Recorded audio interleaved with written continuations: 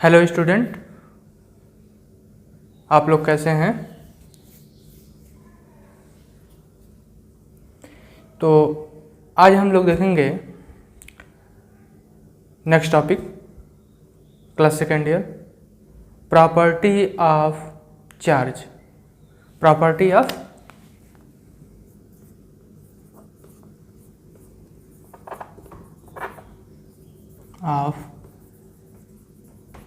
Charge. Hindi में कहें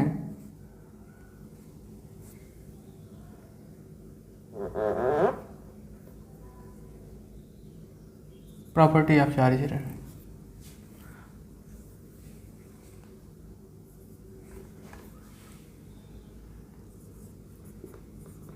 आवेशों के गुण, प्रॉपर्टी ऑफ चार्ज, आवेशों के गुण।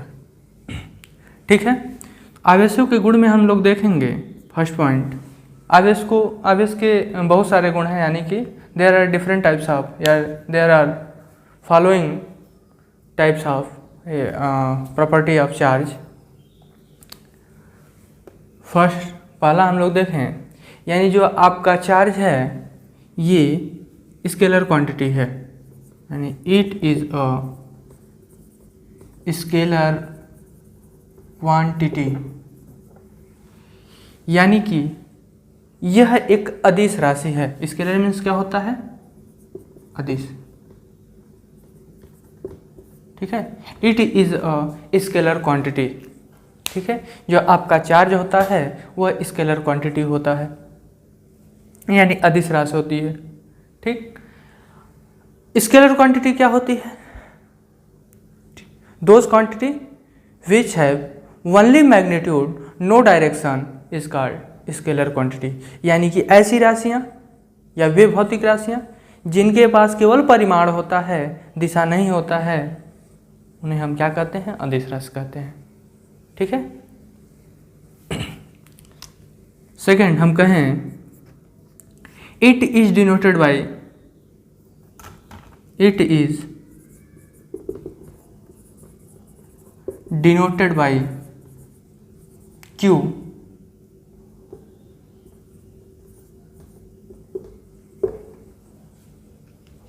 यानी कि हम इसे स्मॉल q या कैपिटल Q से रिप्रेजेंट करते हैं, यानी दर्शाते हैं।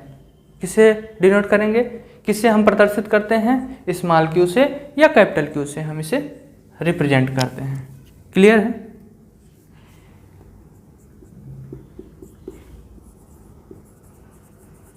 Smallest unit of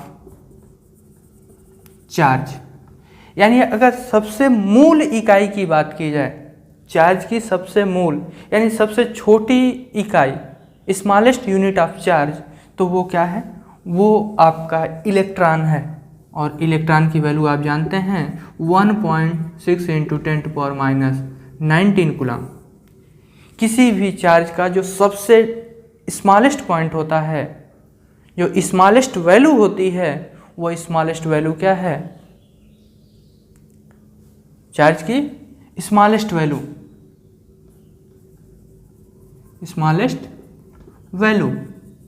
smallest value क्या है आपकी? 1.6 × 10⁻⁹। क्लियर है? यानी सबसे छोटा, जो सबसे न्यूनतम मान होगा, वो चार्ज का क्या होता है? इलेक्ट्रॉन होता है। क्लियर? आगे हम लोग देखें,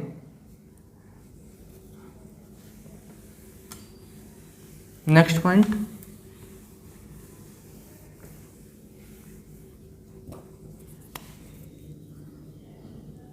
फोर,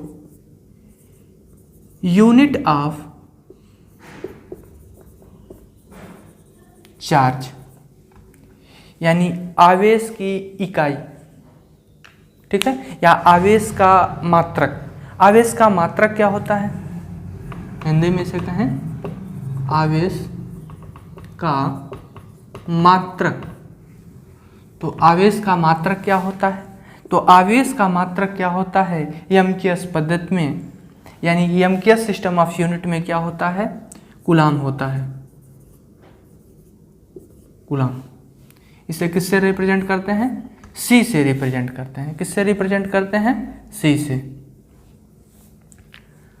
ठीक, कूलम हो गया। और क्या हो सकता है? दूसरा पॉइंट डाल लें, ये डाल लें, ESU ऑफ चार्ज या फ्रैंकलिन।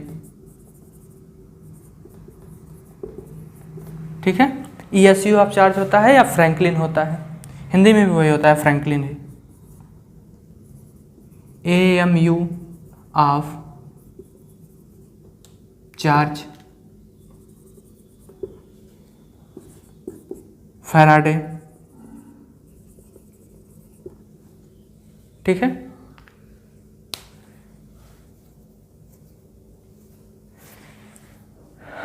क्लियर है? तो ये सब चार्ज के कुछ आपके यूनिट हैं। सबसे मेन कौन सा है? कूलम है। सबसे मेन कौन सा है? कूलम।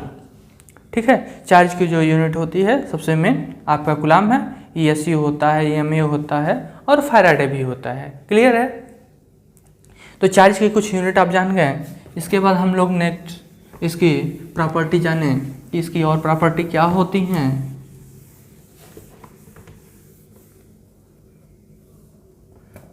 ठीक, नेक्स्ट देखते हैं हम लोग 5वां पॉइंट। जो चार्ज है यह स्पीड पे डिपेंड नहीं करता है। चार्ज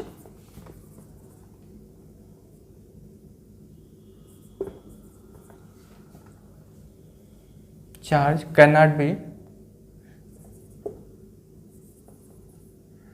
डिपेंड अपॉन स्पीड, यानी कि चार्ज जो है स्पीड से कोई फर्क नहीं पड़ता है। यानी कि कोई भी चार्ज है उसकी कितनी भी स्पीड बढ़ा दीजिए, उसकी क्वांटिटी में कोई भी चेंज नहीं आएगा। क्लियर है? यानी कि स्पीड बढ़ाने या कम करने से चार्ज पे कोई इफेक्ट नहीं पड़ेगा।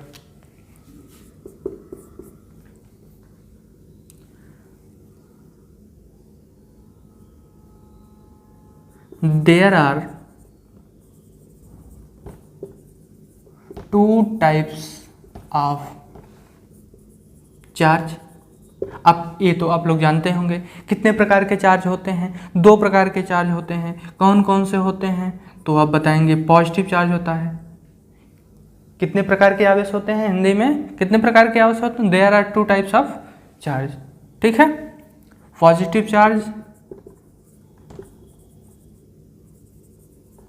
दूसरा नेगेटिव चार्ज। आवेश कितने प्रकार के होते हैं? 2 प्रकार के। अब इसमें देखें पॉजिटिव चार्ज क्या होता है, नेगेटिव चार्ज। तो किसी भी ऑब्जेक्ट में यदि इलेक्ट्रॉन की इफिशियंसी है यदि किसी भी वस्तु में इलेक्ट्रॉन की अधिकता है, यानी इलेक्ट्रॉन जिसमें अधिक होंगे वो नेगेटिव चार्ज होगा। ये ध्यान रखिएगा। इफिशियंसी मीन्स अधिकता। अगर किसी भी ऑब्जेक्ट में इलेक्ट्रॉन की क्या होगी? Efficiency.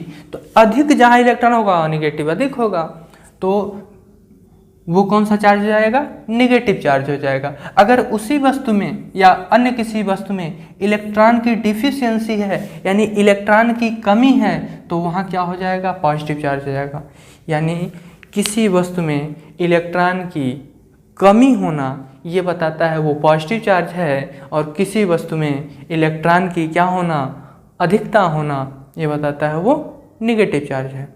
Efficiency of electron is known as negative charge, deficiency of electron ये शो करता है कि वो पॉजिटिव चार्ज है।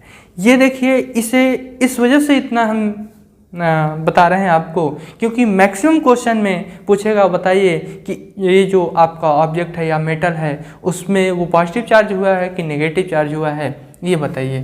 तो वहाँ पे ये इफिशियंसी और डिफिशियंसी से, अधिकता या कमी से आपको क्वेश्चन से पता चल जाएगा कि वो पॉजिटिव चार्ज होगा या नेगेटिव चार्ज होगा। क्लियर है?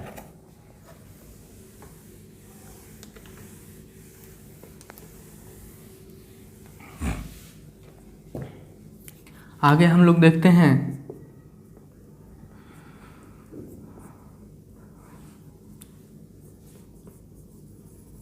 Conservation of charge.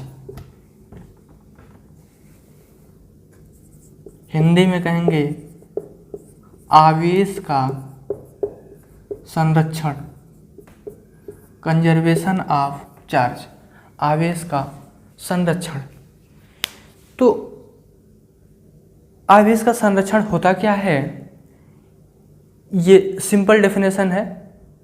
Charge is neither create not destroy, only transfer from one body to another body.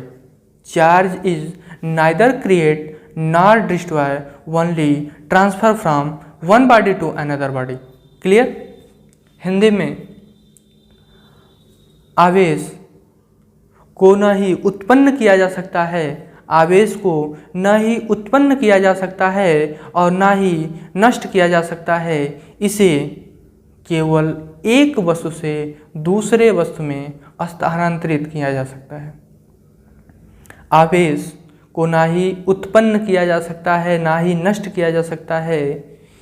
इसे एक वस्तु से दूसरे वस्तु में स्थानांतरित किया जा सकता है। इसे ही कहते हैं कंजर्वेशन ऑफ चार्ज, यानी इसे भी ये फॉलो करता है।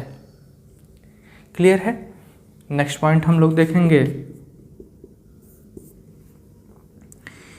कि अगर कोई चार्ज जो है अगर रेस्ट पोजीशन पे है, अगर ये चार्ज जो है रेस्ट पोजीशन पे है, तो ये अपने चारों ओर केवल क्या प्रोड्यूस करेगा? Electric field.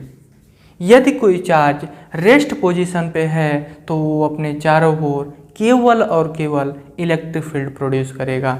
लेकिन यही यदि चार्ज किसी कांस्टेंट वेलोसिटी से, कांस्टेंट यानी कि नियत वेग से चलने लगे, कांस्टेंट वेलोसिटी से, तो आप जान लीजिएगा कि इलेक्ट्रिक फील्ड के साथ साथ मैग्नेटिक फील्ड भी प्रोड्यूस होगा। जबकि इलेक्ट्रिक फील्ड और मैग्नेटिक फील्ड दोनों एक दूसरे के परपेंडिकुलर होंगे। ध्यान दीजिए कि यदि कोई आवेश रेस्ट में है यानी विराम अवस्था में है तो वो केवल वैद्युत क्षेत्र उत्पन्न करेगा। लेकिन यदि वही कांस्टेंट वेलोसिटी से मूव कर रहा है यानी गति कर रहा है तो वो अपने चारों ओर वैद्युत क्षेत्र के साथ साथ चुंबकीय क्षेत्र भी उत्पन्न करेगा। क्लियर है? और जो वैद्युत क्षेत्र होगा वो चुंबकीय क्षेत्र के सदैव लंबवत होगा। इंग्लिश में देख लीजिए, if charge is rest position then create only electric field. If charge move at constant velocity then create electric field and magnetic field. It is always perpendicular to each other, यानी एक दूसरे को के सदैव perpendicular होते हैं। Clear है? Okay.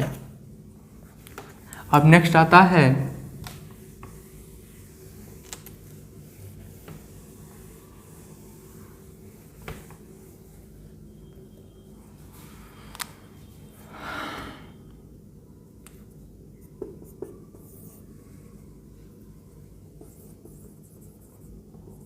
Quantization of charge. Hindi में कहते हैं आवेश का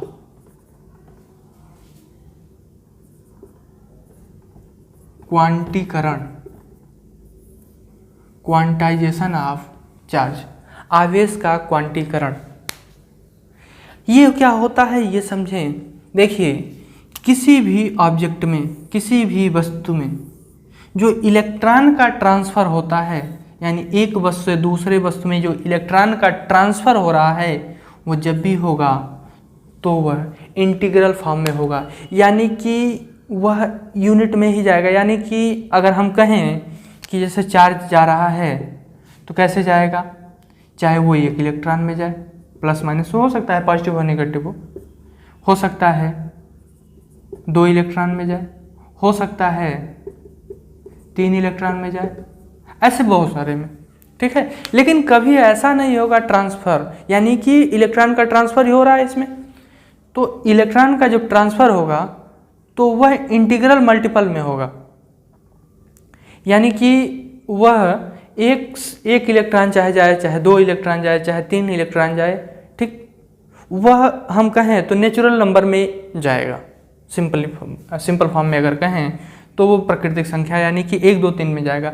कभी भी ऐसा नहीं होगा कि वह जैसे चला जाए 1.5 इलेक्ट्रॉन, 2.5 इलेक्ट्रॉन, 1.25 इलेक्ट्रॉन, ऐसा कभी नहीं होगा, ये ध्यान रखिएगा, ऐसा कभी नहीं होगा। जब भी जाएगा किस में जाएगा, 1 इलेक्ट्रॉन, 2 इलेक्ट्रॉन, 3 इलेक्ट्रॉन, इस फॉर्म में जाएगा, यानी कि इलेक्ट्रॉन का ट्रांसफ़र इंटीग्रल फॉर्म में होता है और इसे ही कहते हैं क्वांटाइजेशन ऑफ चार्ज। किसी एक ऑब्जेक्ट से दूसरे ऑब्जेक्ट में इंटीग्रल मल्टीपल के फॉर्म में अगर इलेक्ट्रॉन का ट्रांसफ़र हो रहा है तो वही क्वांटाइजेशन ऑफ चार्ज कहलाएगा। एक वस्तु से दूसरे वस्तु में इलेक्ट्रॉन का पूर्ण गुणक के रूप में, ध्यान दीजिएगा, किसी एक वस्तु से दूसरे वस्तु में इलेक्ट्रॉन का स्थानांतरण पूर्ण गुणक के रूप में स्थानांतरण होना ही आवेश का क्वांटीकरण कहलाता है। क्लियर है? The charge transfer from one body to another body in integral multiple of charge is called quantization of charge. Okay, अब देखिए यहाँ पे, यहाँ देख रहे हैं आप 1 2 3, यानी इसका मतलब होता है n is equal to 1 2 3 4 dot dot dot, यही होता है। यानी इसकी जगह पे हम n रख दें तो क्या हो जाएगा, q is equal to plus minus n e, और ये आपका एक फार्मूला हो जाएगा। यानी फार्मूला क्या हो जाएगा, q is equal to plus minus n e, यही क्वांटाइजेशन ऑफ एक फार्मूला हो गया। इसमें q क्या है, तो q आपका क्या है, चार्ज है। यहाँ देख लें, वेयर, जहाँ ये क्या है, q क्या है, तो आप q बताएंगे आप, चार्ज है, ठीक है। e क्या है, e तो आप कहेंगे इलेक्ट्रॉन है। n क्या है, numbers of electron, numbers of electron, यानी कहें नंबर्स, ठीक है। क्लियर है? प्लस माइनस क्या बताएगा, प्लस होगा तो बताएगा इलेक्ट्रॉन की कमी है, और माइनस होगा तो इलेक्ट्रॉन की अधिकता है। यानी प्लस होगा तो इलेक्ट्रॉन की क्या होगी, डिफिशियंसी, और माइनस होगा तो इलेक्ट्रॉन की इफिशियंसी होगी। क्लियर है? सारी बातें आपको समझा दी हैं। कल हम लोग इस पे देखेंगे क्वेश्चन, यानी इस पे हम लोग कल सवाल देखेंगे। Q इजकल टू यानी पे, Q is equal to plus minus यानी पे हम लोग क्वेश्चन देखेंगे। देखिए, जैसे जैसे पढ़ते जाएंगे वैसे वैसे उसके क्वेश्चन आएंगे, वहीं क्वेश्चन उसके सॉल्व कर लेंगे। जैसे ये क्वेश्चन आए, पहला ही फार्मूला आया इस चैप्टर का, तो पहले इस पे हम लोग एक क्वेश्चन, 2 क्वेश्चन जो भी होगा देख लेंगे। आप लोगों के लिए क्वेश्चन छोड़ेंगे, इस पे आप क्वेश्चन देख के आएंगे, जो भी हमसे प्रॉब्लम होगी वो पूछेंगे। इस पे क्वेश्चन देखने के बाद अगला जैसे ही आएगा आपका कुलाम्स लॉ, उस पर भी क्वेश्चन तुरंत देखेंगे। यानी जैसे जैसे फार्मूले आएंगे उसमें हम क्वेश्चन देखते जाएंगे, वो प्रॉपर वे में चलेंगे। ठीक है? क्लियर है? आज का सारी बातें समझ में आएगा। प्रॉपर्टी ऑफ चार्ज के बारे में हमने कई पॉइंट्स, यानी लगभग 9 पॉइंट्स हमने बताए, आपके सामने ही है। उसमें भी हम कई पार्ट में देखे हैं और तमाम चीज़ें आपको बताएं। क्लियर? ओके।